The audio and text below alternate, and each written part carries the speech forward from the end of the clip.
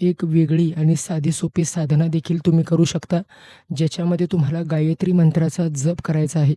आणि गायत्री मंत्राचा जप करून तसेच गायत्री मंत्राच्या गायत्री चालीसाचं पठण करून देखील तुम्ही ह्या नवरात्रीमध्ये ही साधना करू शकता. स्वच्छ कपड्यावर, चटईवर किंवा घोंगडीवर तुम्हाला बसायचं आहे. त्याच्यानंतर देवी गायत्रीचं किंवा दुर्गा मातेचं चित्र असेल, फोटो असेल किंवा मूर्ती असेल, तिची स्थापना करा. दिशा कोणतीही असो, तुम्ही पूर्व दिशेला करा, उत्तर दिशेला करा किंवा पश्चिम दिशेला तुम्ही मुख करा, पण तुमच्या दैवतेकडं तुम्हाला तोंड करायचं आहे. त्याच्यानंतर वरुण देव आणि अग्निदेवासमोर प्रतिज्ञा करण्यासाठी देवाजवळच एक पाण्याचा लहान छोटासा वाटी किंवा पेला तिथं ठेवायचा आहे.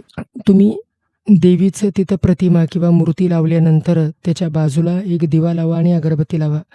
आणि ते सगळं केल्यानंतर गायत्री देवीला तुम्ही आमंत्रित करा. गायत्री आईला धूप, दिवा, नैवेद्य, फुले, हळद, चंदन, गवत, सुपारी हे सगळं अर्पण करा. आणि तसेच तुमचे जे गुरु असतील, म्हणजे तुमचे ग्रामदेवता असेल, तुमची कुळदेवता असेल किंवा मनुष्य रूपात जर तुम्हाला कोणी गुरु असतील तर त्यांना आमंत्रित करा, त्यांचे आवाहन करा, मानसिक पूजा करा, त्यांना मनातून त्यांना आठवा.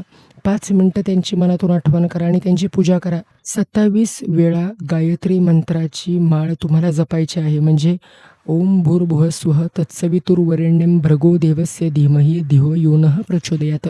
ह्या गायत्री मंत्राची 27 वेळा तुम्ही माळ जपायची आहे.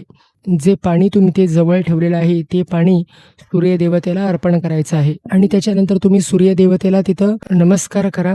हे संपूर्ण दिवस तुम्हाला व्रतस्थ राहायचं आहे.